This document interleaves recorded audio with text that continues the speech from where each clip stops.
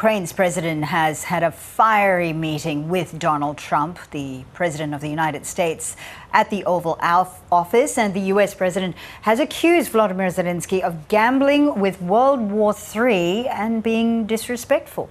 It was certainly an extraordinary exchange. Let's have a look at it now.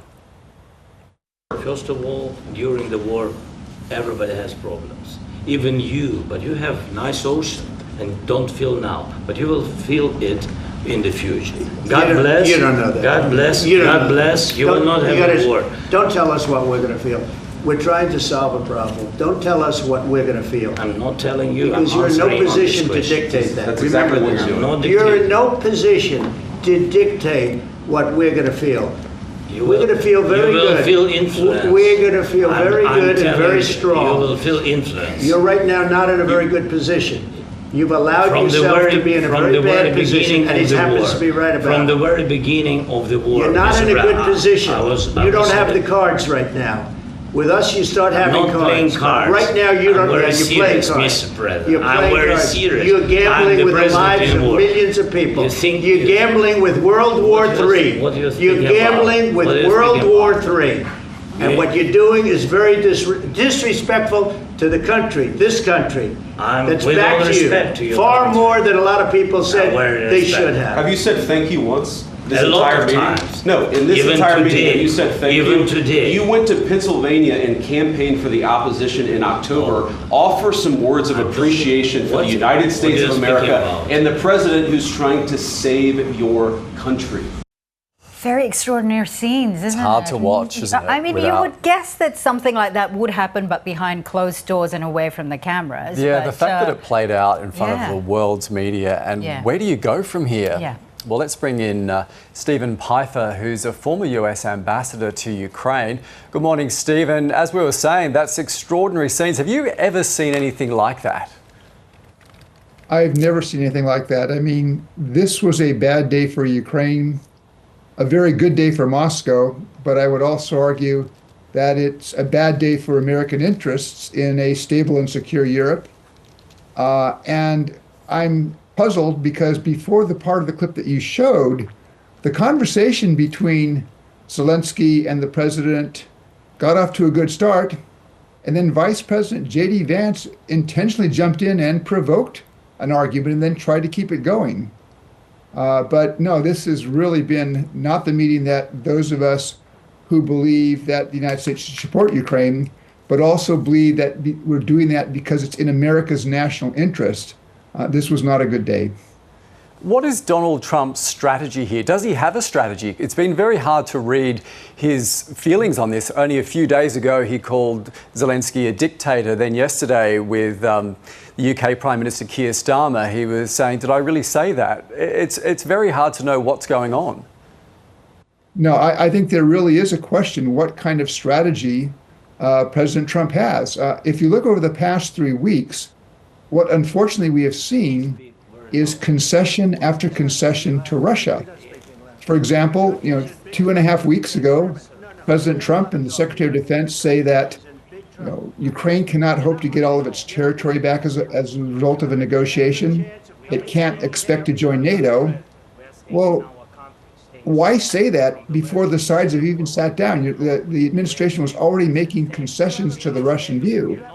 And then President Trump breaks with European and Western leaders, and now without consultation agrees to meet with Putin and starts to bring him out of isolation. And from what I've seen in the last 2.5 weeks, for all these concessions, the United States has not received one single concession from Russia. It's not the way to deal with the Kremlin. It's a very strange strategy, and today it took a turn for the worse. So where does this leave President Zelenskyy and his quest for a US security guarantee against Russia's aggression? I think it's very hard to see where this goes now. I hope that as passions cool in Washington, they can begin to think this through and understand that if Ukraine loses, either as a result of losing on the battlefield or in a shoddy agreement, that's going to be a bigger danger for the United States. Europe seems to get it because what you've seen over the last several hours is European leader after European leader after European leader coming out and expressing support for Zelenskyy. I hope we can see the United States back in that grouping. So does Europe really need to step up now? They've said that we need a new leader of the free world. Is this another indication that going forward, the US can't be relied on? Well, I think many Europeans this evening are asking themselves that question. And remember, just 2 weeks ago, in fact, 2 weeks ago today, Vice President Vance was at the Munich Security Conference, and in his speech did not address the biggest security issue today in Europe, which is Russia's war against Ukraine, and instead chose to criticize the Europeans over their immigration policies and their democracy issues.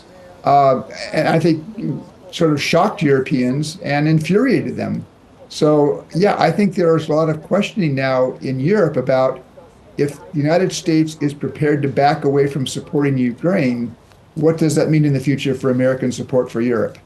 I hope we can course correct because, yes, dealing with allies can sometimes be difficult. Yes, Europe needs to do more in terms of defense spending, but having allies like NATO has been a huge asset for the United States going back now 75 years. It would be to our loss to lose that. So the minerals deal that they were all talking about, that hasn't been agreed. Does that give Volodymyr Zelenskyy some leverage with President Trump?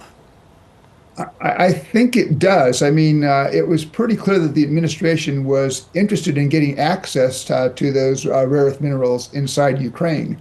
But I think it was equally clear that what President Zelenskyy wanted to do was he wanted to get some kind of an American security commitment to Ukraine, because what Zelenskyy doesn't want to have is an agreement negotiated today in which, he may not be able to get back all of his territory, but then an agreement that doesn't have the security commitments to Ukraine that would deter Russia from 2 or 3 years down the road, after it's regenerated its military, launching a new assault on Ukraine. And I think Zelensky's position in that is very understandable.